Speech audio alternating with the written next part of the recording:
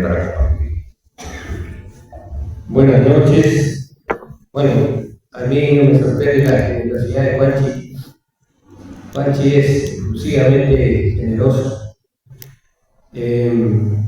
Bueno, acá hay algunas aclaraciones que hay que hacer que me parecen importantes, pero primero quiero agradecer a las autoridades de este establecimiento escolar, agradecer por la invitación y felicitarlos por seguir adelante con esta tarea de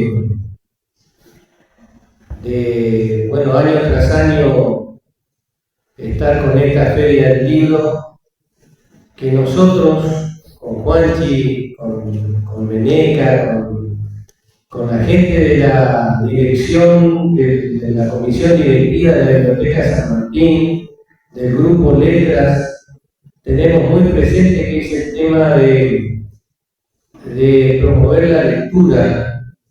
A nosotros nos parece que la cuestión medular de lo nuestro, más allá de la escritura y otras cuestiones, es la promoción de la lectura. Yo creo que con esta Feria del Libro y con la Feria del Libro que vemos, ahora se está por hacer el PC en julio, me parece fantástico.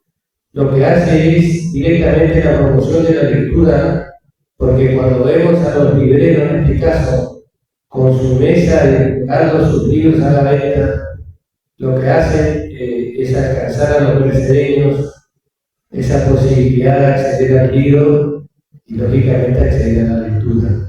Y cuando uno accede a la lectura, está accediendo a una herramienta muy poderosa, porque la lectura sin duda ayuda a nuestro crecimiento intelectual, y el crecimiento intelectual hace que el ser humano evolucione, y cuando evolucionamos tenemos la posibilidad de ver de alguna manera con un cristal mucho más fino el mundo que nos rodea, y eso es fundamental. La otra cuestión, me parece importante rescatar lo que manifestó la profesora Patricia Saucedo en relación a la literatura y ese poder fantástico que tiene la literatura de interpelar, de mostrar, de dibujar mundos paralelos. La literatura nos muestra un mundo que a veces no queremos ver, mundos que generalmente no son el mundo cotidiano, sino que es un mundo que nos interpela, que nos pone cara a cara con nosotros mismos, y a veces nos muestra así de forma absolutamente descarnada lo que somos y el mundo que tenemos. Y en este caso particular, a mí me parece interesante porque mientras escuchaba esa síntesis de la vida de la profesora Perini, me parece interesante que pasaron 61 años y todo, la sociedad mercedeña la tiene perfectamente vivo en el recuerdo. Eso está claro, eso lo vemos, lo palpamos. Aún en personas como yo, que yo llegué a Mercedes en el año 70, o sea, llegué 5 años después de la muerte y el asesinato de la profesora, y sin embargo, yo tengo conocimiento por la transmisión oral que las distintas generaciones de esta sociedad mercedeña fueron pasando de boca en boca esta cuestión. Pero el caso es que la literatura no fueron los historiadores los que tomaron la cuestión, sino que la que rescata, no sé si del olvido, pero sí del tiempo, es la literatura.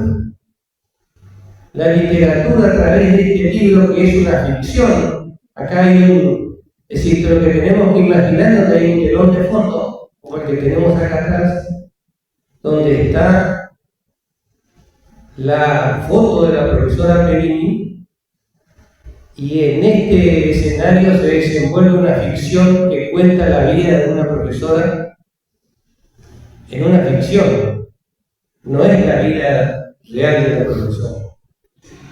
Pero la literatura rescata del tiempo a la profesora Perini. Y justamente hoy, decían en el día de su cumpleaños, y a mí lo que desde el primer momento me llamó poderosamente la atención, porque la novela no es una novela policial propiamente dicha, puede estar dentro de las novelas policiales porque se habla de un crimen, pero en realidad lo que yo he tratado de hacer, y me interesó muchísimo desde el primer momento que tuve conocimiento, ha sido la personalidad de la docente, que acá decían, me parece perfecto, decir, trascendió su cargo, su rango, el cargo que ocupó como docente. Es decir, fue más que eso, ¿no? Y sin duda fue más que eso porque pasaron 70, 80 años y estamos hablando de ella. O sea, sin duda, esta persona, esta mujer, esta docente, se proyectó más allá de su tiempo. Y precisamente su personalidad avasallante y esa posición que tenía intransigente ante la indisciplina y el desorden, o sea, el orden y la disciplina eran cuestiones que no se negociaban.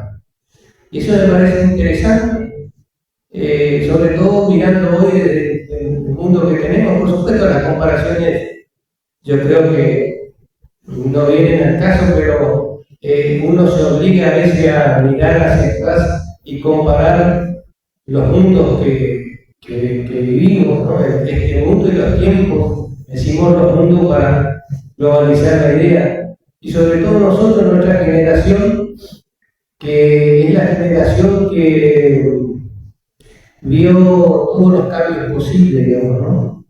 O sea, a veces cuando conversamos de generación, lo más rápido que había era el telegrama. O sea, hoy hablar de telegrama ni siquiera tiene sentido. Y bueno, y a mí me atrapó mucho eso, digamos, esa personalidad. Y entonces un buen día decidí escribir. A mí me gusta, yo soy lector de en lo que respecta a la narrativa de novelas cortas, me gusta mucho la novela. Y así que yo, cuando decidí que era un tema que se podía contar a través de una novela corta, bueno, me propuse esta idea de escribir. Y por supuesto, él decía el año 67, la fecha está cambiada, los nombres han cambiado, el instituto tiene otro nombre, las calles tienen otro nombre. Es decir, yo consideré que era conveniente hacer todo ese cambio porque hay una parte pública que no se discute, pero también hay una parte privada que tiene la novela que no tiene nada que ver, es pura ficción, digamos. Pero sí la novela rescata a esa profesora con esas cualidades personales que a mí me llamaron muchísimo la atención. Muy bueno, muy bueno.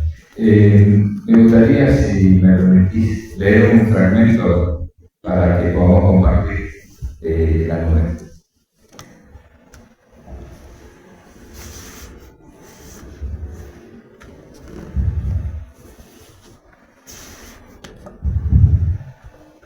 A las 11, la profesora Betancourt ingresó a la dirección del instituto dispuesta a firmar los documentos. En su escritorio todo estaba dispuesto con un orden meticuloso. A la derecha, los papeles que requerían firma urgente. A la izquierda, los que podían esperar. Los documentos relacionados con el portero ocupaban una pequeña mesa auxiliar al costado izquierdo. La secretaria conocía bien aquella disposición. Era una ley no escrita que jamás debía alterarse. Las pocas veces que alguien osó cambiarla, la reprimenda de la rectora se convirtió en comentario obligado durante varios días. La dirección era un despacho amplio y señorial, aunque un tanto sombrío. El escritorio, siempre cubierto de carpetas y expedientes ordenados, ya se dijo, dominaba el centro de la escena.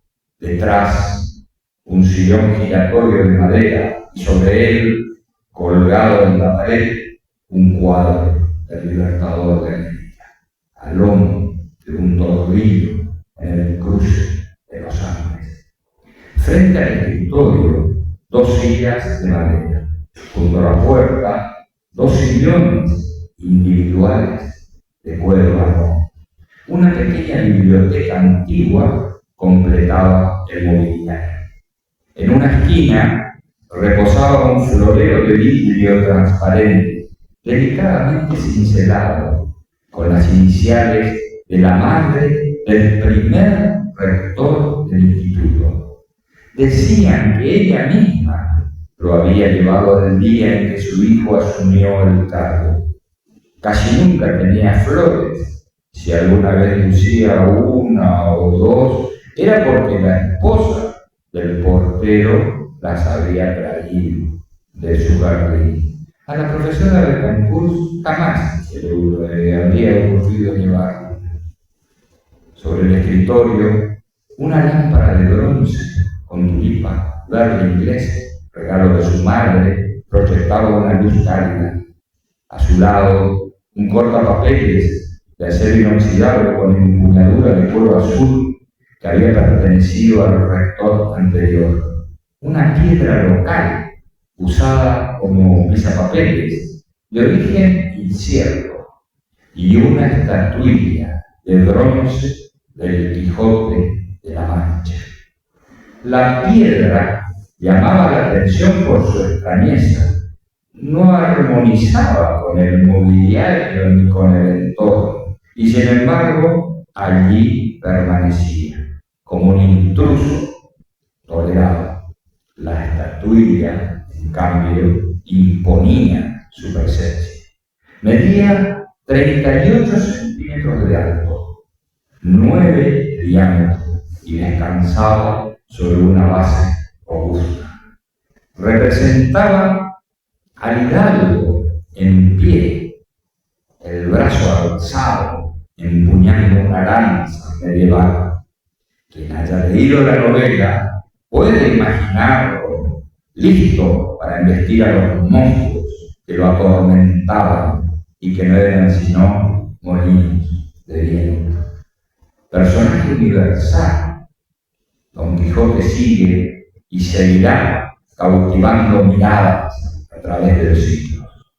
Algo suyo, ya sea su figura alta y huesuda o el gesto obstinado, siempre acaba por reclamar la atención de quien lo observa.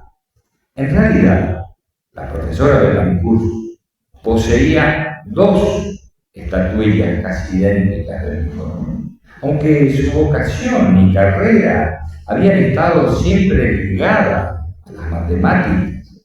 En su adolescencia había incursionado en las letras. Era una gran lectora, amante de la buena literatura, y uno de sus libros predilectos, sin lugar a dudas, era Don Quijote de la Mancha. En aquellos años juveniles escribió poemas, incluso llegó a publicar un poemario, el que decía sentirse arrepentida, pero cuyo ejemplar de prueba de galera conservaba celosamente. Ese libro, titulado Luz de Amor, descansaba en su biblioteca, sostenido como si fuera su guardián por una de las estatuillas del hidalgo caballero. La estatuilla que presidía su escritorio en la dirección del instituto había sido adquirida por su padre en un remate de antigüedades. Él mismo la había colocado en una caja junto a algunos libros al preparar la mudanza de su hija a Mercedes. La segunda, la que se encontraba en su biblioteca junto a la prueba de galera, había sido comprada por la propia María Elena en una casa de antigüedades de la avenida Santa Fe en Buenos Aires. La había adquirido para regalarse a Juan Antonio. A simple vista, ambas figuras parecían idénticas. Solo una observación detenida permitía descubrir las 2 o 3 diferencias que las distinguían. Sin embargo, para ella eran mundos opuestos. La que reposaba en su escritorio evocaba la figura de su padre, a quien amaba entrañablemente. Cada vez que sus ojos se posaban en ella, un brillo afectuoso le iluminaba la mirada. La otra, en cambio, era un recordatorio silencioso de un dolor que nunca terminó de cicatrizar. Verla le ensombrecía el corazón.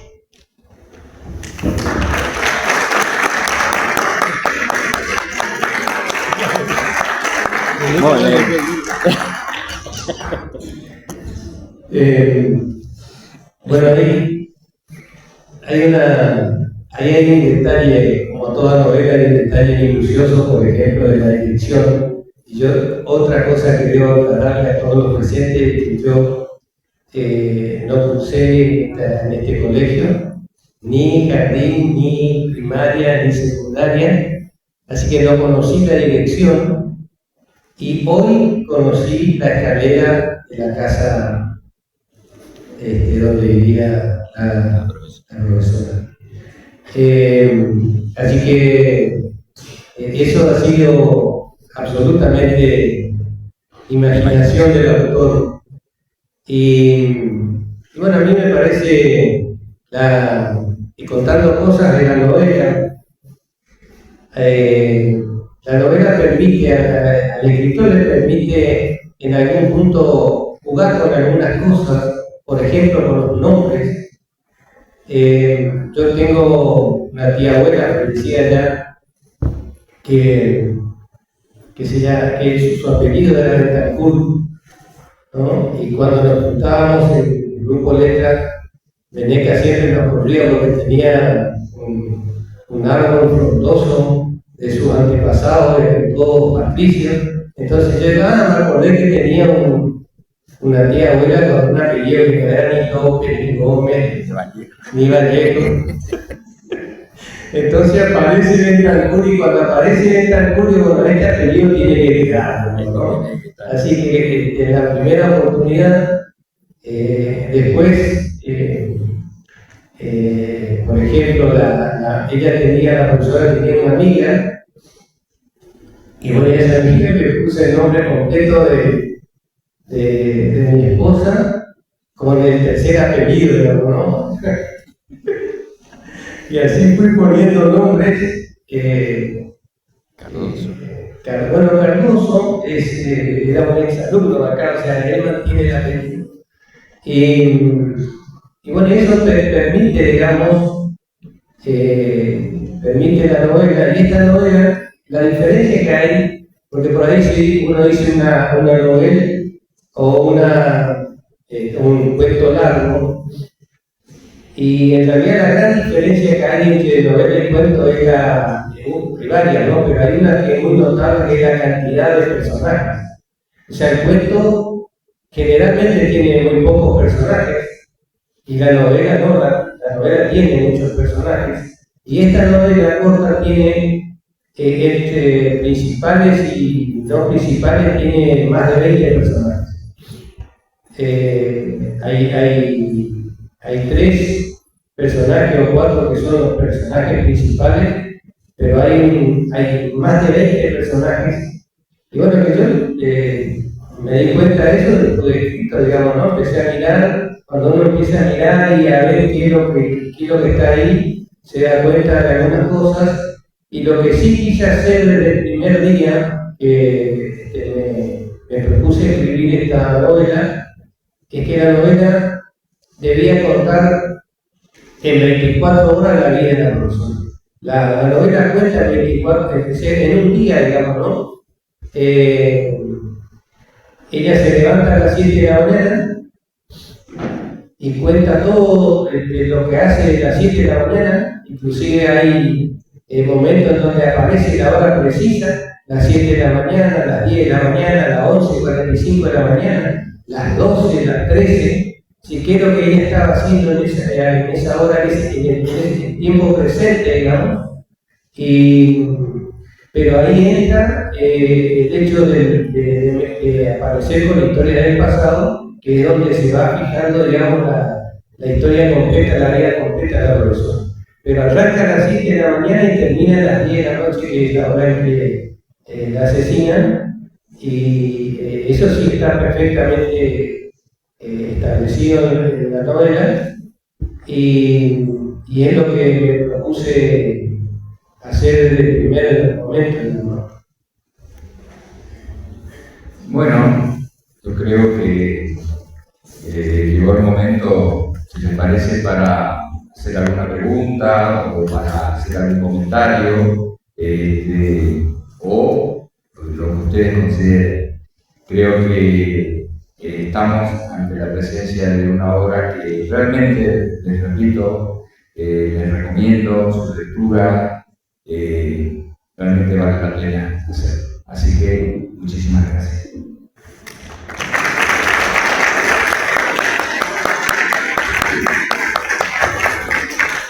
Bueno, para finalizar, te digo que este libro forma parte de una colección de Móvil Ediciones, que el Claro Oscuro, la curadora o directora es Mariela Bioni, que tuvo la gran diferencia de recibir el original y aparte aportó con una corrección de estilo que mejoró enormemente la novela. Hay ahí un trabajo muy importante, yo le estoy muy agradecida. Bueno, la novela está contada en tercera persona por un narrador omnisciente, es decir, hay un narrador que conoce toda la historia, que conoce pasado, presente de la profesora, y es el que cuenta la historia. Bueno, le agradezco la atención, muchas gracias.